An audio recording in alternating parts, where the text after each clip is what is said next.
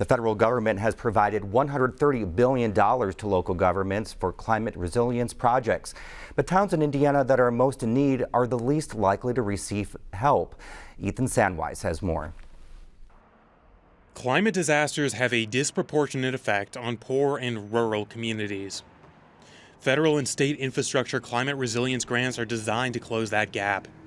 There's more money available than ever, but getting and using it is often beyond what small towns can manage. I think there's a fallacy that just providing resources is all that has to happen for local governments to be able to take these actions. And in reality, local governments are not set up organizationally to deal with climate. Assistant Professor Aaron DeLotte teaches at Indiana University's O'Neill School of Public and Environmental Affairs. He's also affiliated with the Environmental Resilience Institute, an IU program that works with communities in Indiana to better prepare for the effects of climate change. A study led by DeLotte shows that 4 in 5 Indiana towns lack the resources to apply for assistance. Only 1 in 4 have a full or part-time staff member dedicated to sustainability. It's a very time-consuming, cumbersome sort of process, and it's really not worth it for a lot of these smaller governments because they are scrambling every day just to keep basic services provided. Some cities without grant writing capacity have created imaginative solutions. Richmond, Indiana is a town of 35,000 people on the Ohio border. City officials have partnered with private citizens to create the Environmental Sustainability Commission. An element in making this all possible is the external support that we as a local government have received from others who have the capacity, the time, the availability. Grayson Hart is the vice chair of the commission and GIS coordinator for the city. A former student of DeLotte, he wants Richmond to punch above its weight by sharing sustainability work. Thanks to the commission, Richmond won a federal grant for its Beat the Heat program. The city was able to hire a full-time heat relief coordinator to help citizens cope with extreme temperatures. But for towns like Richmond with limited capacity, obtaining funding is only half the battle. Research conducted by DeLotte showed that small staffs can be a bottleneck for projects. And we scored above average on a lot of the different things in terms of like planning and reporting and like inclusion and these sorts of things. We actually scored worst in implementation.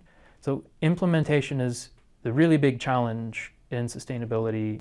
I like to call implementation the place where great ideas go to die.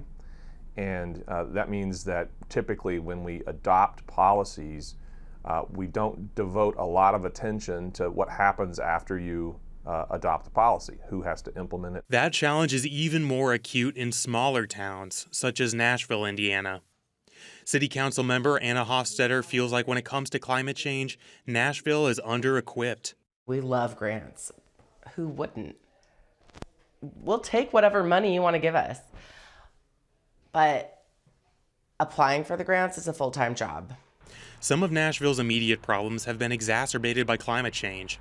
Hofstetter said responding to those can feel like being underwater. On Nashville specifically, we are very concerned about flooding. We've been experiencing a lot of it. We don't have the money or the infrastructure to deal with what we're experiencing at this point. Climate change is one of Hofstetter's highest priorities, but gaining local support can be an uphill battle. A fourth of municipalities surveyed by DeLotte say sustainability is not a local priority. Sometimes I kind of blame myself for being a little too pushy, but we absolutely need to do something. Like Richmond, Nashville turns outward to help meet its climate goals. Last Friday, the mayors of Columbus and Bloomington met in Nashville and vowed to pool their climate resources, a new tri-county initiative called Project 46. Part of the reason for collaborating is to be able to take that shared resource, grant writer, let's say, and spread that across all our communities. By cooperating with other cities, business leaders, and nonprofits, smaller towns hope to fare better in sustainability projects than by standing on their own. For Indiana News Desk, I'm Ethan Sandweiss.